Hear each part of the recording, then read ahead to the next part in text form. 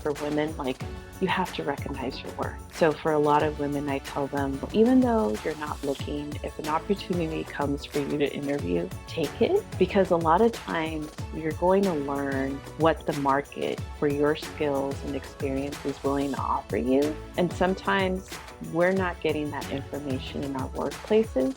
We have to get that information from like someone on the outside who's willing to like maybe give us 10K or 15K more. Bedilia, welcome to Money Bites. Hi, so excited to be here, Minky. Thank you for inviting me. Very, very excited. Our resident intro question. Could you give me 2 bullet points? 1, a quick intro of yourself, and then 2, a trivia, a surprising fact about yourself.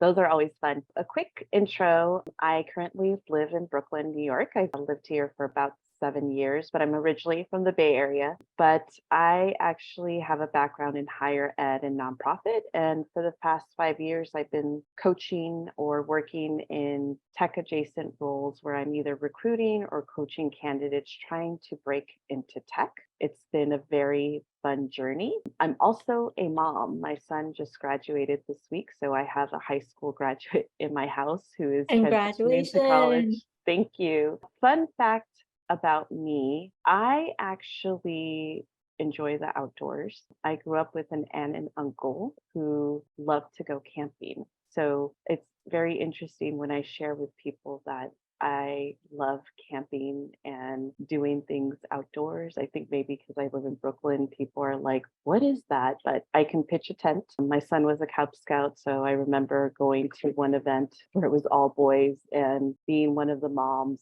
that could pitch a tent and just spend all day with the boys doing, I think we did some outdoor activities. So it was very enjoyable. But yeah, that's a fun fact about me. Survival skills. I have never gone camping in. I'm not sure if I have it in me to try it out, but that's awesome. Second resident question. What is your first memory of money? My first memory of money is I remember having a piggy bank. So my parents immigrated to United States from El Salvador. So they were really big on saving. So I remember having a piggy bank. I remember like always like my dad telling me how change could be rolled up into little packets and we could go to the bank. And I remember we were around 10 that we opened our first savings account, my brother and I, because my mom and dad were really big on us saving money. Do you think that has impacted your current relationship with money? I definitely think so. Quite interesting. My partner a couple of weeks ago commented that I'm really good with money, and I was taken aback because I'm like, really? I think I've learned from my mom and dad a lot about budgeting. The other thing too is recognizing where to put your money at. I think over the years, I've also learned like there's things that are kind of priceless that it's Mm, worth spending. So for example, health, mental health activities that help you with your personal health. I realize those are things that you can't really put a price on if it's actually going to help you in the long run. I love that. Being very keen on your money priorities because money shouldn't just be money. It should equate to some kind of a value that you get out of it, intrinsic to your life and your core values and align. Definitely. On that, though, to be able to use money for what it's worth, your top line salary needs to be somewhat commiserate of it.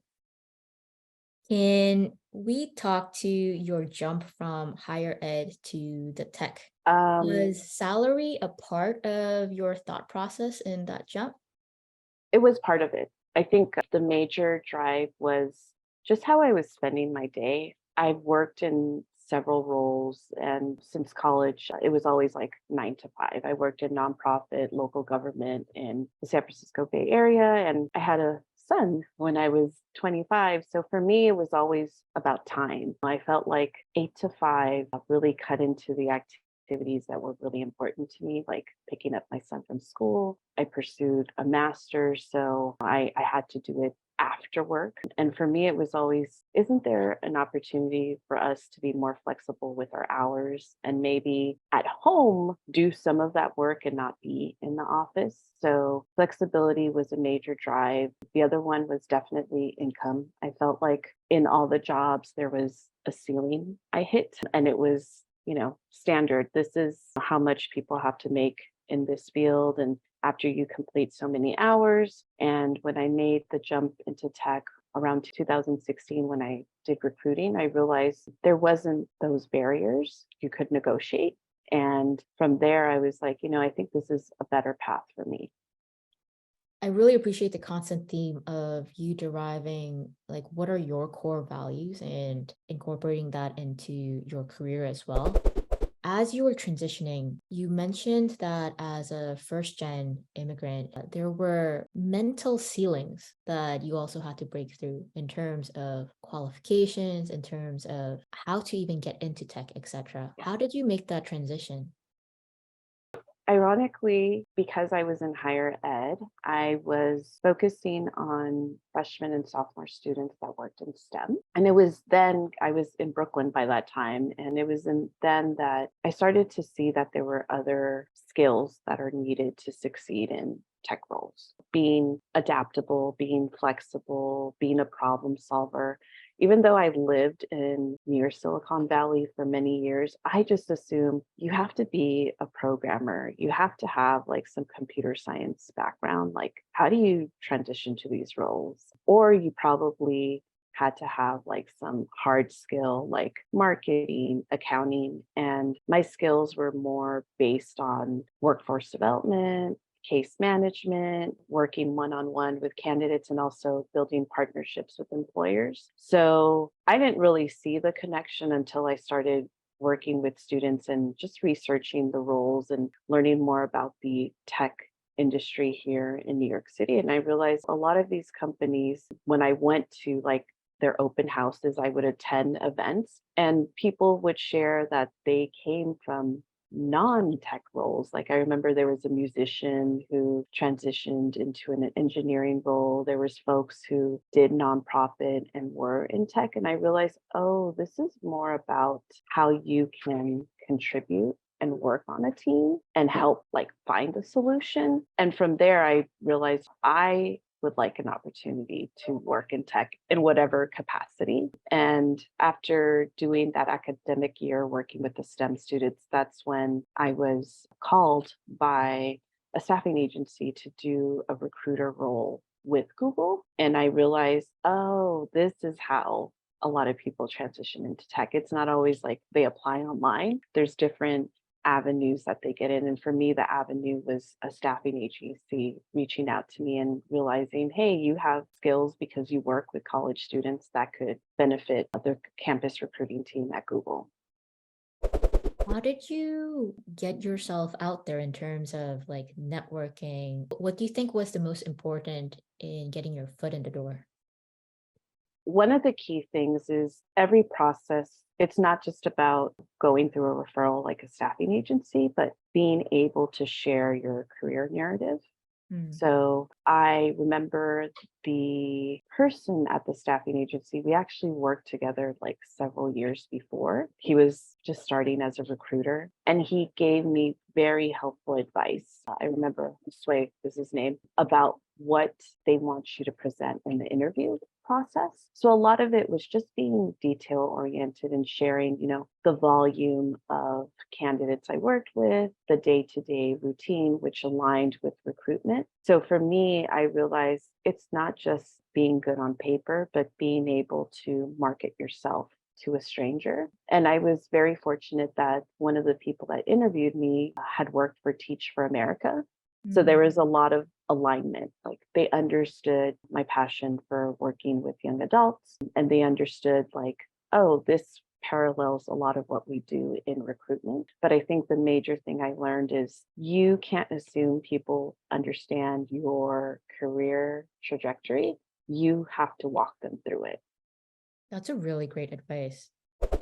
I feel in our generation, we need to wear several hats. One is we need to be our own best safety net when it comes to finances. But I also really do believe we need to be our best PR advocates when it comes to our careers or other aspects of life. Yeah. And you mentioned this in our pre-call, but I think it can be a bit harder for, and I'm obviously generalizing, but a bit harder for women to be fierce advocates of themselves, even when they rally up the team when it comes to their colleagues, when it comes to their friends, when it comes to their family. I agree. And I think as a woman of color, it is harder. I think I know for myself, it's like my parents taught me to be modest and humble. So talking about yourself and your achievements, it seems like you're bragging. But when I was working in a nonprofit, there was a company I started in the Bay Area, which is close to Face to Meta now in Menlo Park. I worked there for 4 years and I worked alongside males and females of different backgrounds. And I think they mentored me and taught me if you're not speaking up for yourself, nobody's going to know what you're doing.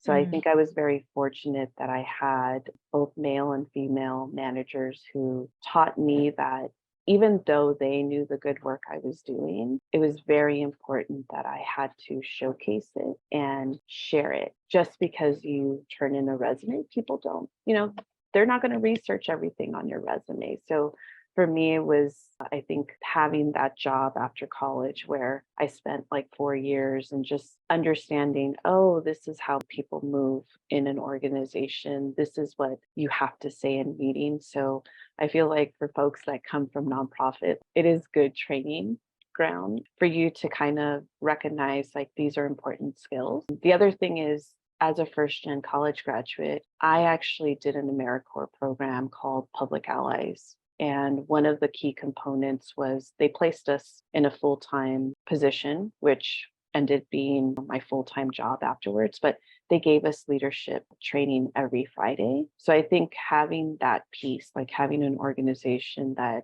taught me how to advocate for myself, really helped me as I transitioned to the workforce and started my career path after college. What would you say is the number one lesson you took away from that leadership program? And I'm particularly interested because right now, during my day job, aside from Winnie, I am realizing that it's actually not just about managing up with your manager in being a good PR of what you work on. You actually have to showcase across the org, across to other leaders who are going to be in that mashup where they're going to discuss, hey, is Minky worthy of a promotion? Is she worthy of etc.? And you need to cross pollinate, not just with your manager, but yeah, that PR aspect has been a really hard lesson to learn. So yeah, would love to hear what was the number one lesson in that leadership program?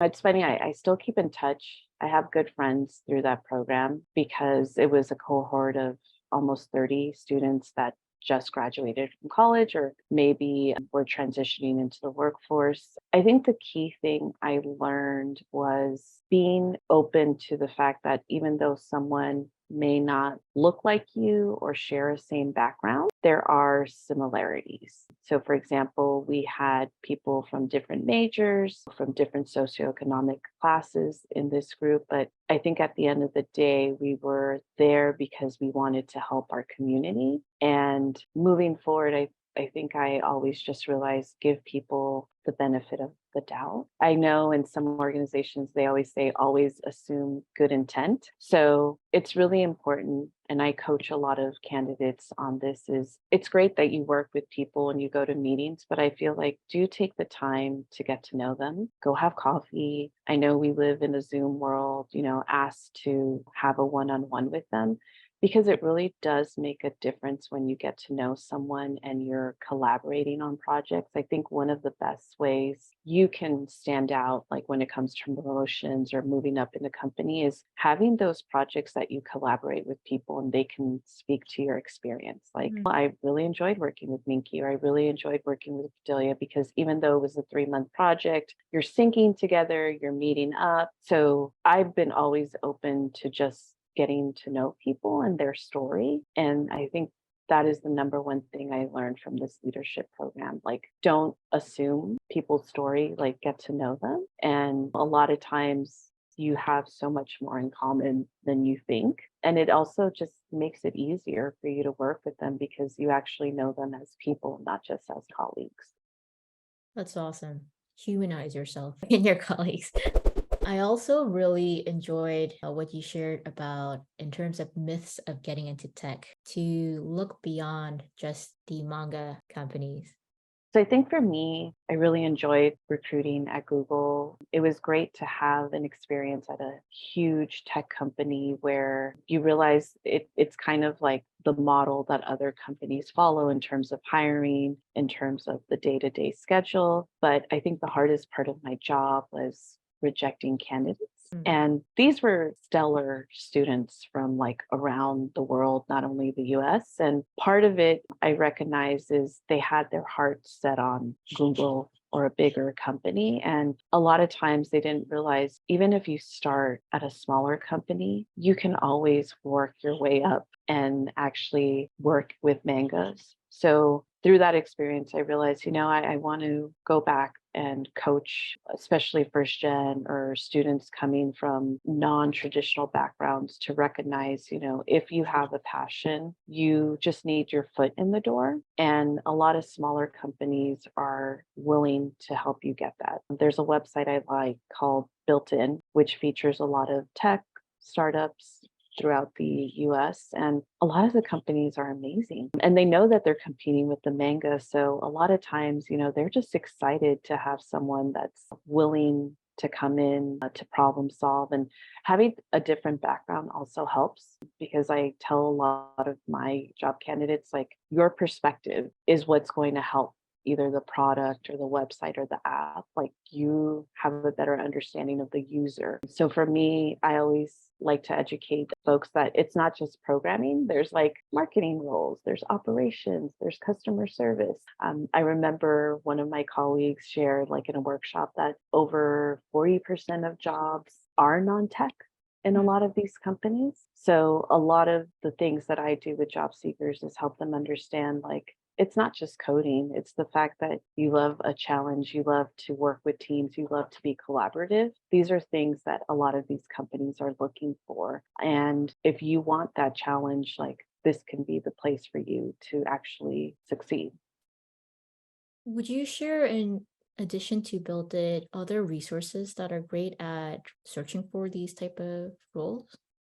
Sure. I'll give a shout out to some of like the favorite websites that I share with students. So Trabaja, Shannon Morales is doing a great work with folks that are from underrepresented backgrounds trying to get into tech. They have this wonderful conference that they do every year. The other one is Diversify Tech. The Benny is the person that shares all the resources, and she on her website not only has a job board, but she also shares communities that folks can tap into. So I know that LinkedIn can be overwhelming. So I tell a lot of folks there's a lot of organizations based on affinity, LGBTQIA, if you identify as Black, if you identify as Latinx, Native American, if you are neurodivergent, if you are a female, there's all these different communities that you can tap into. And Diversify Tech is a great resource. The other one is Posit, People of Color in Tech. They have a weekly newsletter. And the other one, it used to be Angels List, but it's called Well Found now. So it provides a list of startups that are hiring.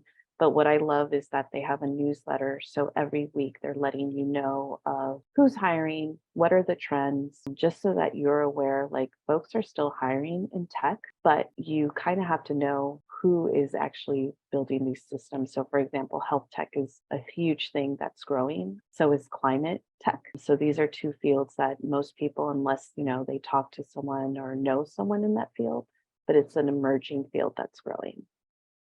How do you keep abreast of the trends in tech?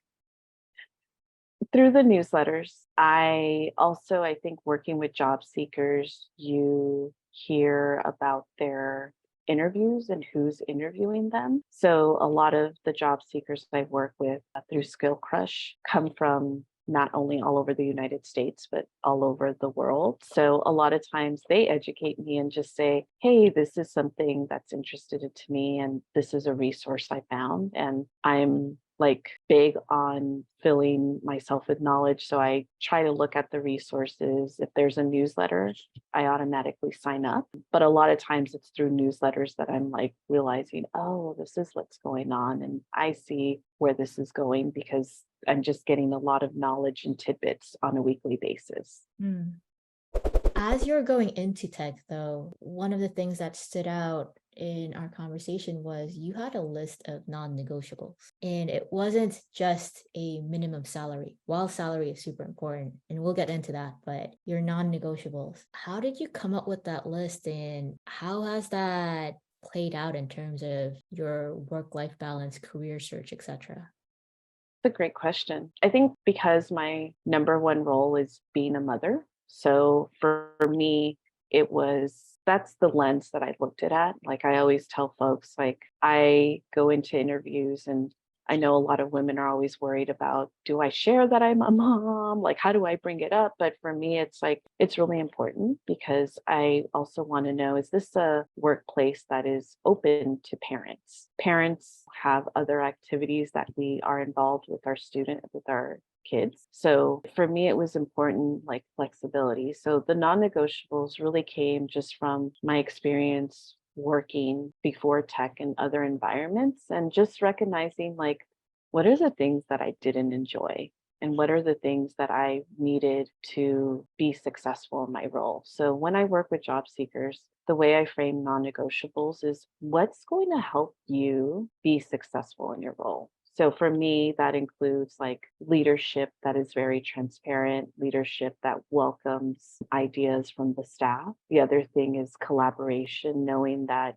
I'm not going to be the lone soldier, but I have a team to count on. And the other key thing is recognizing that the workday isn't just 9 to 5, but there is a lot of flexibility in how people do work and how they contribute. So I always like to ask questions along the lines of how are projects assigned? What are the goals of the project? Because I really look at the way I work now as more project based.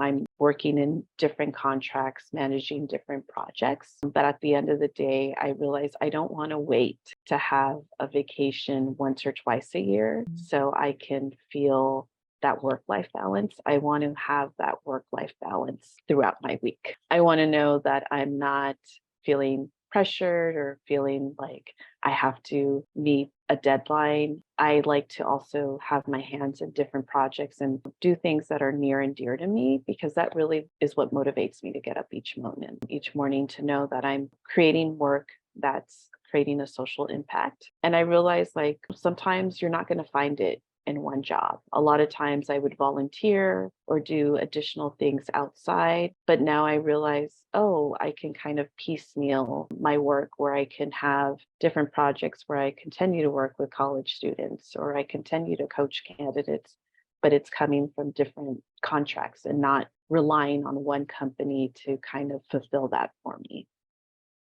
I really appreciate the mental shift because right before our interview this morning, I was just reading an article about a study that showed the penalty of being a new mom, whereas new fathers tend to get benefits in terms of being seen as more committed. Their salaries tend to go up, etc. Apparently, from before having a child, in the first 2 years, the wage gap between a father and a mother grows by two. And it doesn't get even nor close out until the child hits 10 years old, which I found was like A long super time. depressing.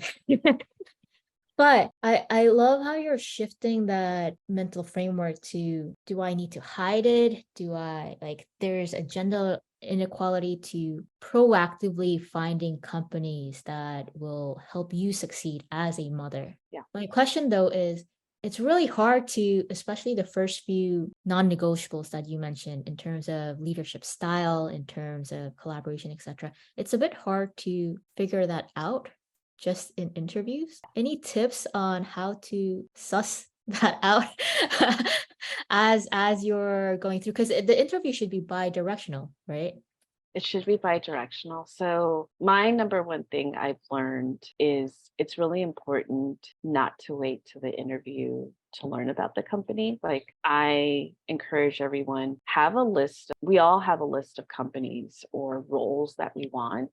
And this is where LinkedIn and tapping in different networking communities is helpful, is talk to those people, have coffee chats, have virtual coffee chats, and just ask them, can you share your experience working with this company? Because you're going to get so much more information through that friendly conversation than you will in an interview. And just be very intentional. Like maybe you want to target moms or you want to target women. Like I know on Facebook, there's a group called Mints Moms in Tech, and they're always posting things about children, but they also post things about work and work-life balance. But for me, it's like, don't wait till the interview. A lot of folks also wish they would have known a lot of information before getting that job. So they are more than happy to share that. I know when people approach me and ask me about my experience working in different organizations, I'm always happy to share it because I want them to go in well informed and knowing what their day to day is going to be like, and also knowing what should they ask for, what kind of questions they should ask. But I would say broaden your network and just get to know people and just ask them, hey, how has your experience been? Because really that's the best way you're going to know what that company it's like to work there. If someone tells you they've had a great experience and they've been there for a while, like that's a good sign. But if someone mentions that they're constantly stressed and struggling, you'd probably want to dig deeper and figure out, like, is it just your department? Is it your work? Because those are, I think, the red flags that even though it's a great company, you have to kind of think like at the end of the day, what's going to help you move forward with your goals, even if it's a promotion or maybe having work life balance. Like, is this the best choice, not only for you, but for you and your family? I'd love to direct the conversation and piggyback off on what you just said. Family is super near and dear to you. And one of the things that we discussed was regarding the opportunity of working in tech in creating generational wealth, but also as a first gen immigrant, the simultaneous burden that's sometimes on our shoulders to support extended family at the same time. What Yeah. has been your experience?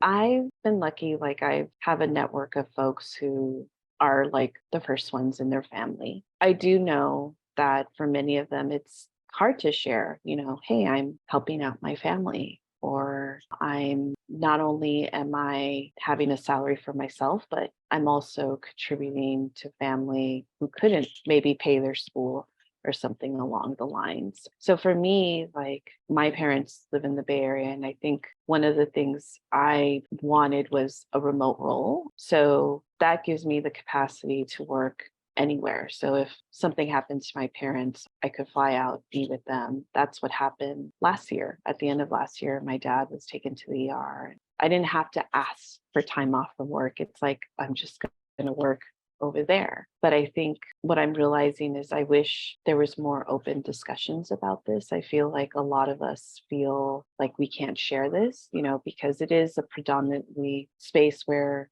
Most people identify as white. Most of them come from households where their parents don't have to worry about their future when they retire. But when you're first gen, it's like most of our parents, like they didn't know that. So they're just hoping for the best and realizing when we retire, we'll figure things out. But I feel like it is coming to a point where a lot of us are just being more open and saying we actually help people in our family, and having jobs actually respect that. Like it's not only people that are parents that need time off, but there's folks who have loved ones who need to take time off sometimes to be with their loved ones, and recognizing like that's probably going to be more common as our parents get older, that most folks don't need just time off for having a kid, but they're trying to take care of a parent. But for me, I think that's where tech, even before COVID, was a different landscape. Like they were allowing people to work remotely. I know some people, because of their stocks, are able to use that to help their family. But I think it's also because we're in this space, like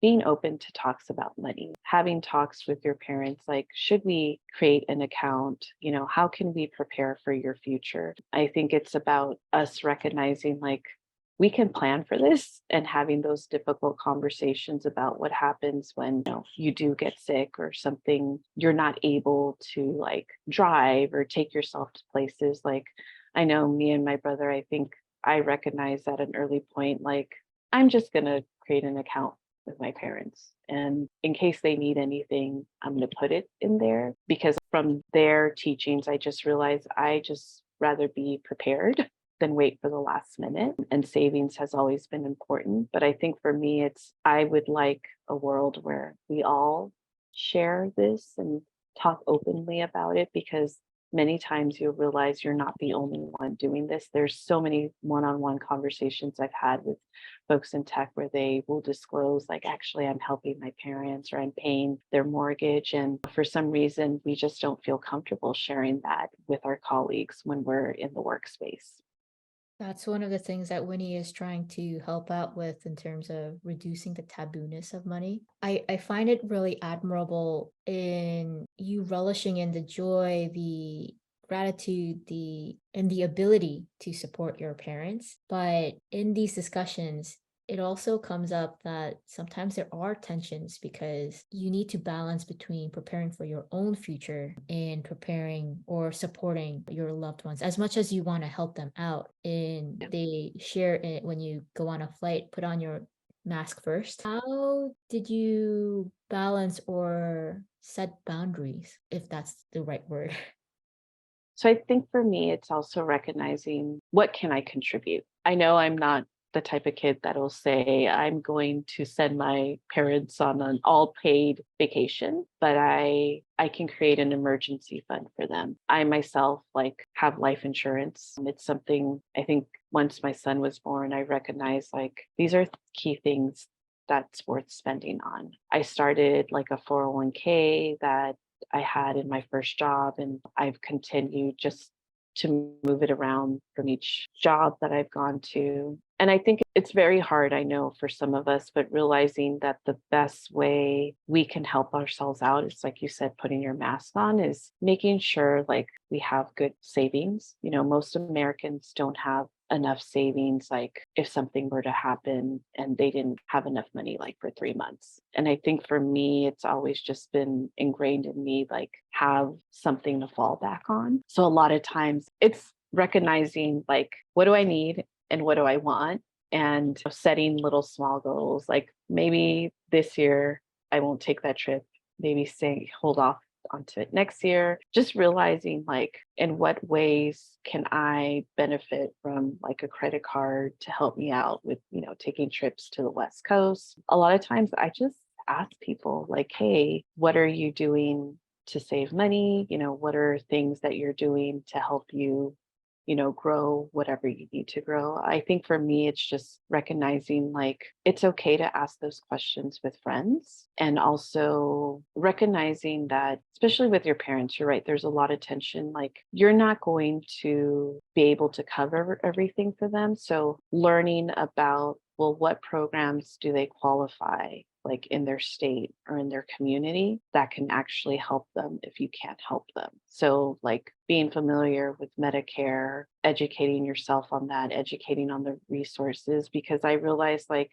as much as I have the good intention, like, it also is very hard to carry that on your shoulders. Are there other places that your parents can tap into where they can get that help?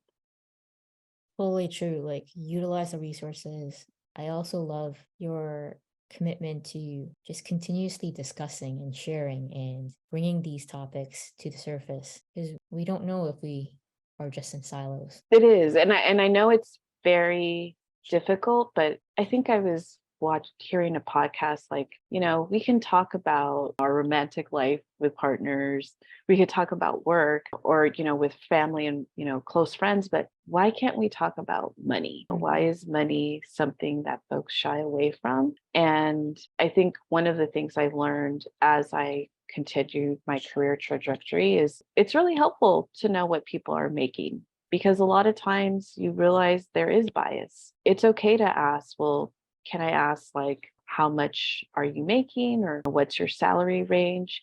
Because the more you know, the better informed you are. And I think it's also for women, like, you have to recognize your worth. So for a lot of women, I tell them, even though you're not looking, if an opportunity comes for you to interview, take it because a lot of times you're going to learn what the market for your skills and experience is willing to offer you. And sometimes we're not getting that information in our workplaces.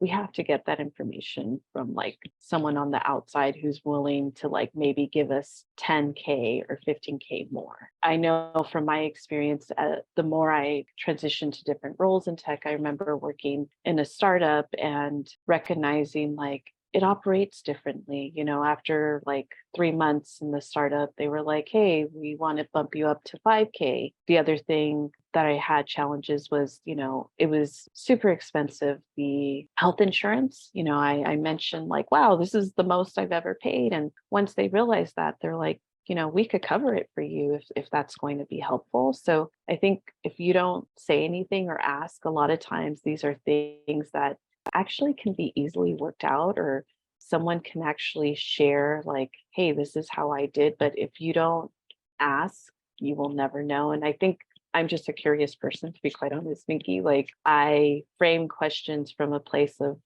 I'm not trying to compare. I'm actually trying to better understand how can I do better or be better with my money. So that's why I'm willing to ask those questions because I don't like the fact of why would I remain stuck? It's kind of like when you're in school and you just didn't know how to do something. Either you kept trying to do it, or maybe you could ask a teacher or a classmate and voila, like you understood what was going on because someone kind of took the time to kind of walk you through it. And I think that's just with life and also with money. Like sometimes you need to understand like how people are doing it. And then you realize either it is applicable to their situation or they did steps or tapped into a resource that you probably never knew of. And now you're tapping into it as well.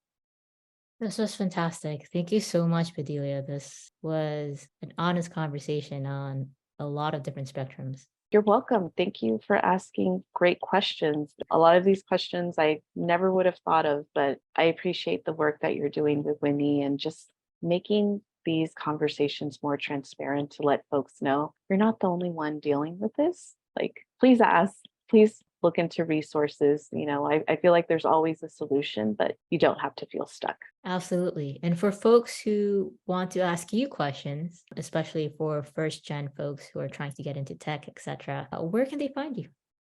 The best place to find me is LinkedIn. I tell folks follow me. I do answer my messages, so you could find me at Bedilia Ramirez and send me a message or connect with me. I'd love to connect with more people. Love it. Thank you. You're welcome.